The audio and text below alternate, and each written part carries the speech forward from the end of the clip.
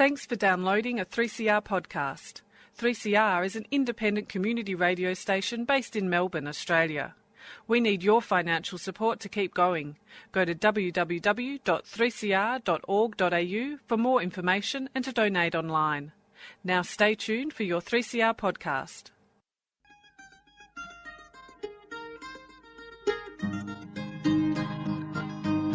We're putting up new buildings, we're knocking down the old.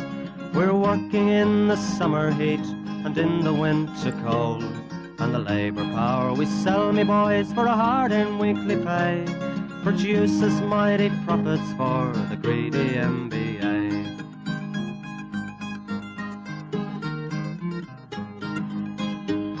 And whether we were born here or born in Italy, in Greece, in Spain or Ireland, in England or Fiji, we all of us are workers, united we must stand, until the wealthy bludgers have been driven from our land.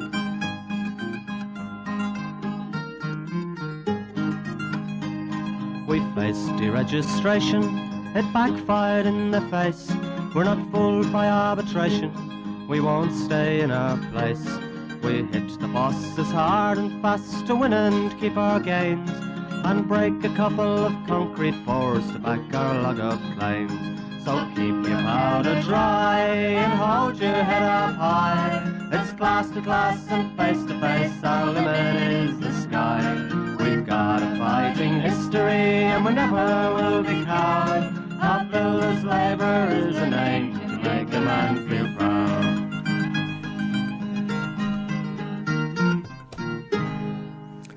And it is good morning from the Concrete Gang, a very relaxed Concrete Gang, because, folks, it's a shutdown weekend and we love it. We love it. Good morning to everyone listening. I hope you're enjoying your shutdown weekend. Good morning, Gorilla. Good morning, Annie. Good morning, String Bean. You are actually being allowed near a microphone today. Oh, lucky listeners. Good morning, everyone. And good morning, listeners. And String Bean, you're very lucky too, because he only took about 2 minutes to introduce you. Then it normally takes 22 minutes. Not much to say about me. He's been waiting for several weeks. Righto, yes indeed, it is the Concrete Gang on Radio 3CR every Sunday morning, including shutdown weekends. Now, we had, just to report the members, we had our shop stewards meeting yesterday, and we had all the hierarchy from all around Australia in the states, the secretaries and the state secretaries and the assistant secretaries and all that. And Warren, I realise you went there. You were sending one of our great comrades off yesterday, which we'll get to later. And as you know, Warren, we have a little spot over on the right hand side. As you look at the stage where all the dignitaries and all the high flyers sit. Have a guess who was there, must live amongst them yesterday, who normally stands out with all the rank and file, but was sitting there. One guess who it was? Hollywood? No, Buzzer. Oh. Now, I did point that out to him. I said, and he went off his head. He goes, I said, mate, he likes mixing with the high flyers, the old Buzzer, I'll tell you. Oh, mate. And then was heard running him out to the airport. Oh. What about that? Very touchy about it too when I brought it up. Well, Buzzer, you're getting nominated for Scallywag of the Week, I think.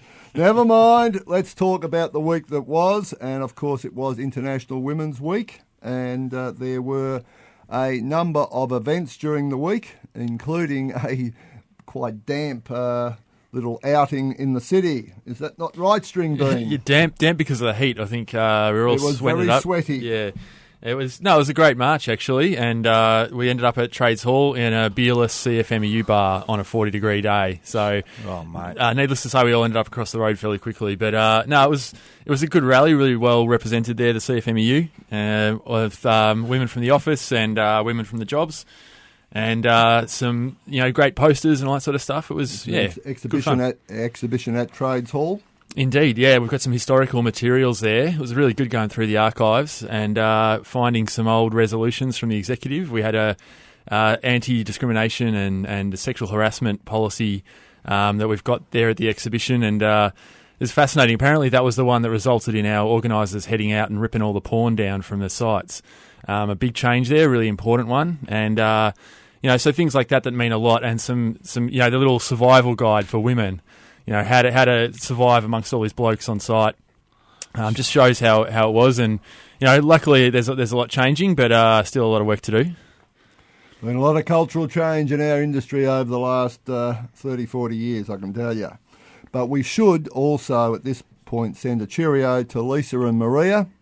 As people would know from the Royal Commission, they were basically hung out to dry and canned vigorously by our good friend Mr. Justice Hayden. And in the end, they were charged with perjury, and those matters are now going to be the subject of the actual finding of penalty. Both Lisa and Maria have indicated that they are going to plead guilty and have pleaded guilty, and now their penalty is going to be handed down in the court, and that will be next week. So cheerio to both those girls. We're thinking of you, and they have had our support, not only as individuals but also as a union and as a movement. They have been basically absolutely pilloried at the Royal Commission, and it's an absolute disgrace. But anyway... And we should say a big cheerio to Lisa, because she was a big part of organising the CFMEU presence at both the exhibition and the rally.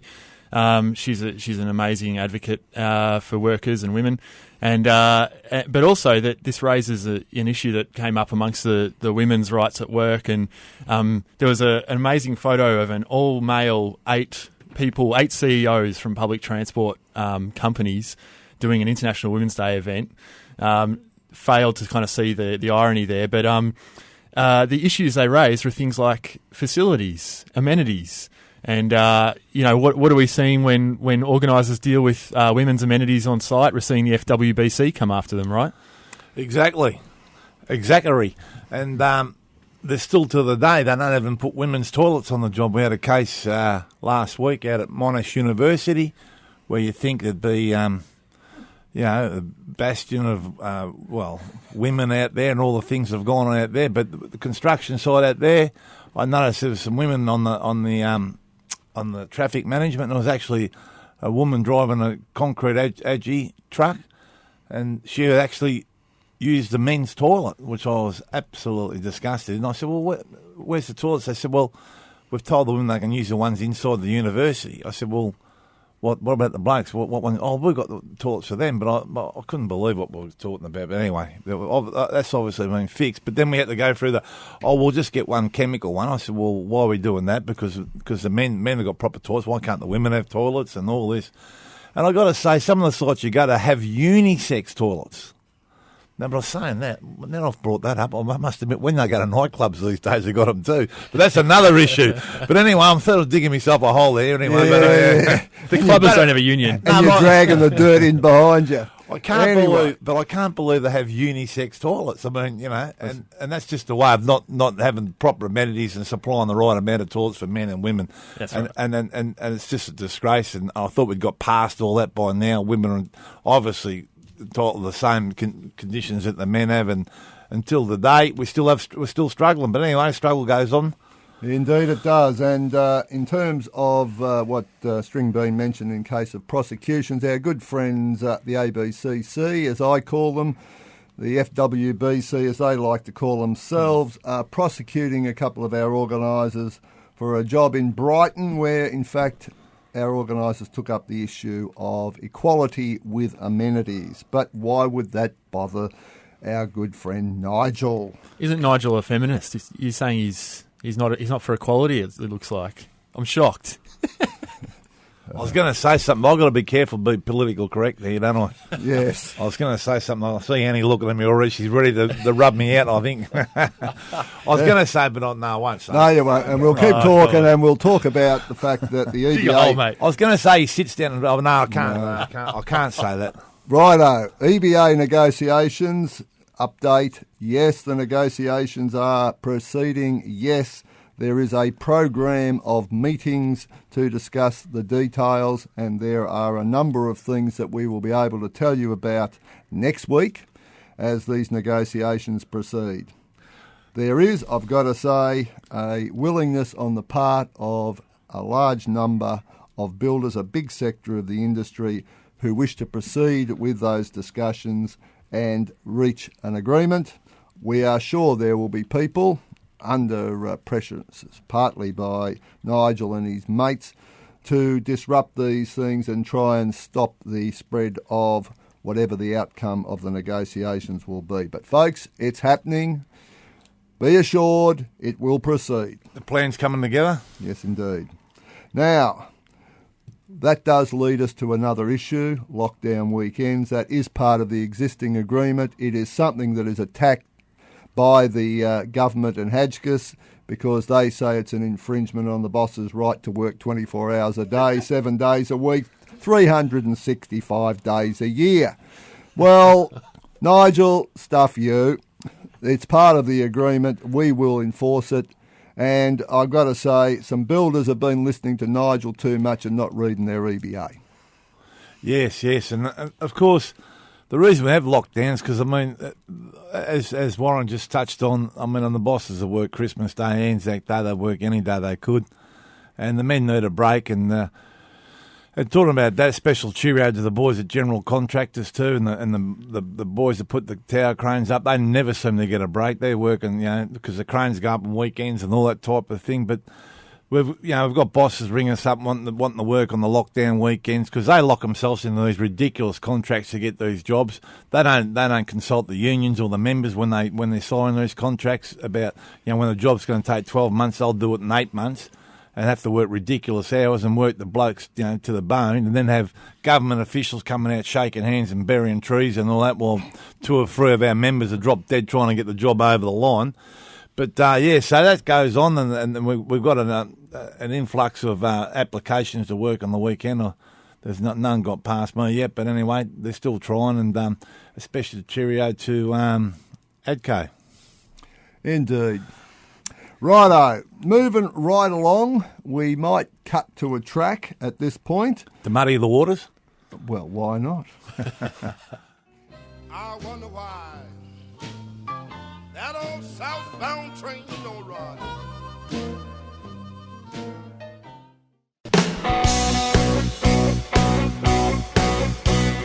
You don't fight, you lose. Concrete gang, here to stay. You don't fight, you lose.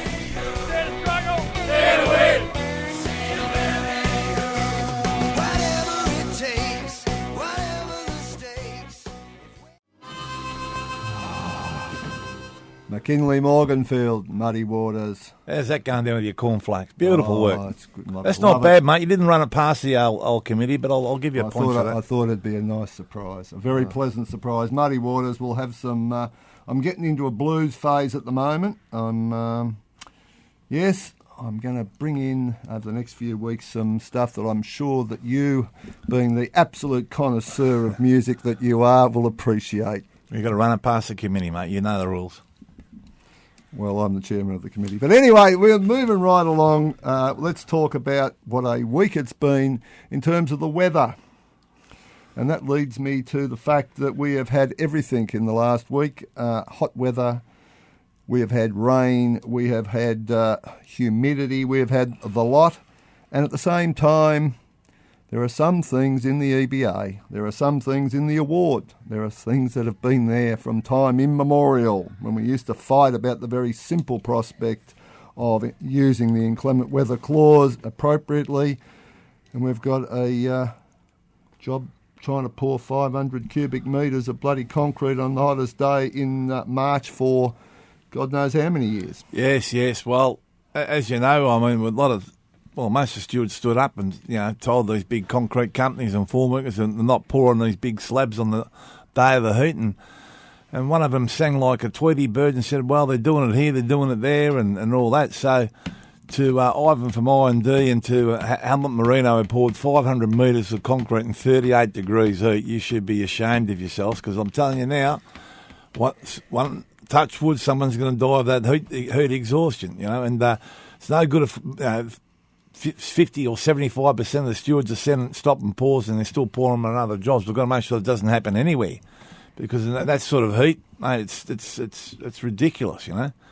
So it still goes on, but one thing about bosses, they're the biggest give-ups in the world. So you know, that's never changed, has it? No.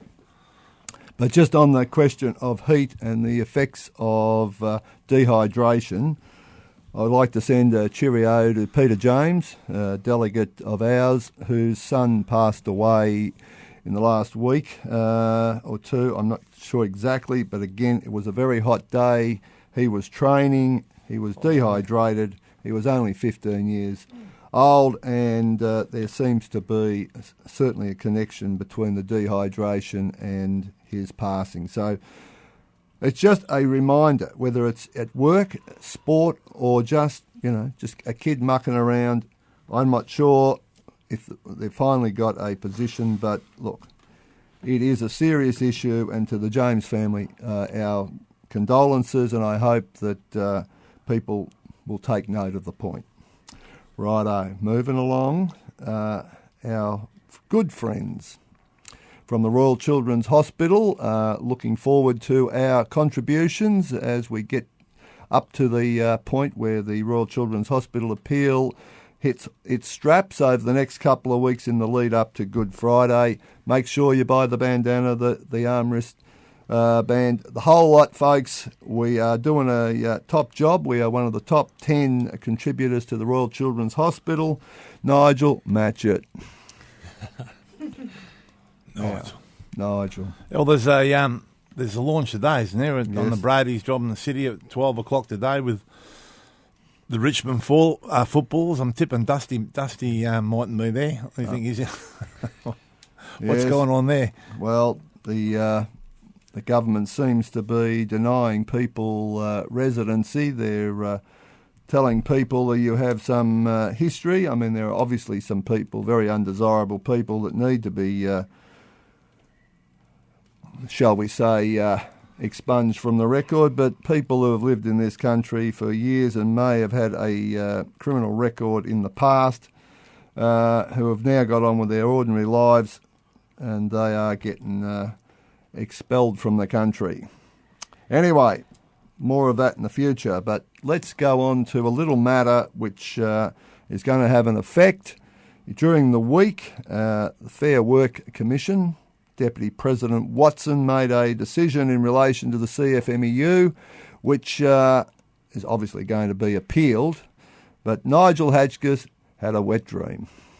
He got everything he asked for from Deputy President Watson. All the permits to enter sites that are issued in Victoria and Queensland are now going to be subject to all sorts of conditions for the next 12 months. And Nigel is going to absolutely have a field day if this decision keeps going through. So walking onto a job, health and safety, unless you can prove imminent danger of death and damage, you are basically going to be in breach of your right of entry and your REO unless you have given Nigel Hotchkiss 24 hours written notice. Well, Nige, good luck to you, son. We've had all these problems before, and we'll have them again, and we'll get on with life, and we'll do what we have to do. And if that means that we are being lawless, criminal, and all the other rubbish that your presentation to the Commission included, well, happy days. If Deputy President Watson wants to believe the bullshit you tell him, well, he's not much better than you, is he?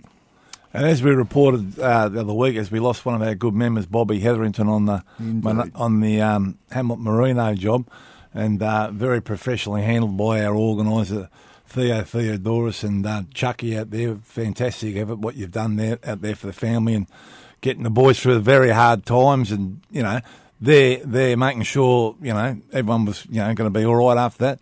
2 days later, who do you reckon come? The old vultures. Fair Work on the job. Hotchkiss's crew. Yeah, just wanting to see if the union were disorderly or they did anything wrong or whatever. Don't worry about the poor bloke that fell to his death.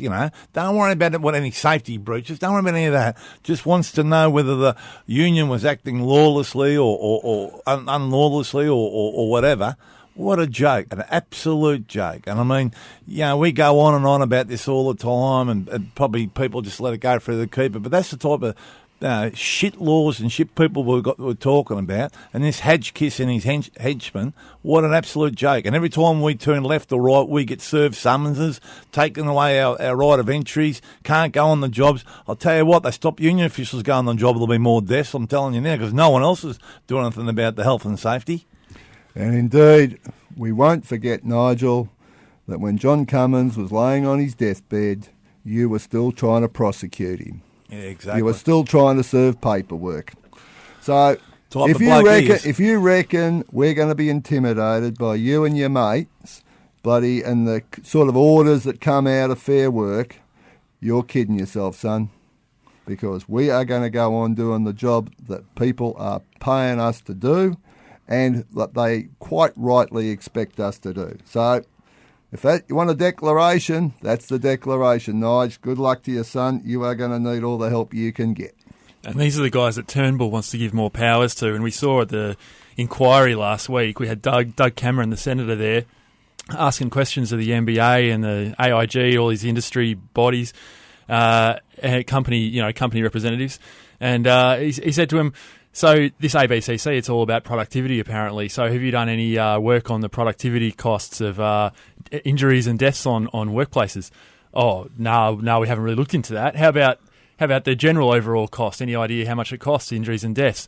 No, I don't know. How about the impact on families, guys? Anyone done any work on that? What injuries and deaths mean to families? No, we haven't looked into it. But they'll tell you to the dollar a load of shit, but they'll tell you what they reckon to a dollar of what the union costs the industry in productivity. But like you say, productivity of safety not taken into account. So, yeah, there's just no justification, and the kind of people we're talking about. Same old ideological bullshit they always go on with. Anyway, just another day for us, brothers. That's what's been going on. It's called class war. Another hurdle. We clip a few, we clear them all. Righto, Scallywags. Oh, Hamilton Marino, IMD. Yeah, well, as I reported earlier about pouring 500 cubic metres of concrete in a 38-degree day. I mean, I can't believe it, but anyway, why would I be shocked? Now, I want to nominate someone, Kevin from Watersun Homes, who kept getting in the way of an organiser, and nothing to do with his job, I might add, but he was trying to get in the way of the organiser, and the organiser said, "How, mate? Go away. You could be taped up trying to record everything I did." So Kevin basically embarrassed himself. He took off his clothes to prove he wasn't taped up. Now, standing in the middle of the street with no pants on and lifting his shirt to show that there was no tape on him was a bit over the top. Anyway, Kev, we all love your work, but, mate, we are not going to have sexual harassment like that. I'm sorry. Righto, on a more serious note, Della Precast, absolute disgrace, sent a panel that had been made the night before to a job. It was still steaming. The heat coming out of that panel as it was curing on the back of the truck. Mate, Della Precast, you are an absolute disgrace. And falsified the paperwork. And said, it's 80 PSA and, MPA, and listen. Please. 72 hours before you bring the stuff to site. Anyway, MBA and the AIG for their absolute bullshit appearance at the Senate committee. Disgrace. Surely Hadgekiss himself and the ABCC. I mean, that Bobby Hetherington thing, that's disgusting. And last but not least, the Sulky Award. Yes, we've got another one jumped in the ring. I had Scott from Buildcorp. Scott, what's his last name? McVilly. I call him Scott McSilly.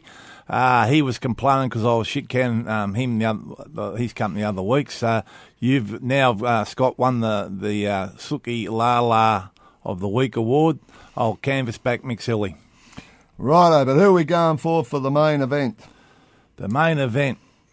Della Precast Della. Della Death for sure. Della Precast. Or maybe the grain crew for lifting it, but anyway, that's another story. Well, all I can say is... Paper was falsified. Well, they looked at the paperwork. Yeah. They looked at the paperwork, it was falsified. And if it was 80 MPA, why'd they need to falsify the paperwork? Exactly. And we've got to send a special cheerio to Abbo, a good mate of the Concrete Gang. Mark Dawson. Mark Dawson's worked for a contract control, been a union member for years. He's had some... I played football with Mark. Yeah, well... He played the football, I turned up. Yeah. Well, anyway, he's had a heart operation. He's had 5 stents put in, so he's I think he's come through that, but he's in intensive care for the next week, so... good luck to you, mate. And I think we should go out the same old way. Dare to struggle, dare to win. If you don't fight, you lose. Good morning from the Concrete Gang. You've been listening to a 3CR podcast produced in the studios of independent community radio station 3CR in Melbourne, Australia. For more information, go to allthews.3cr.org.au.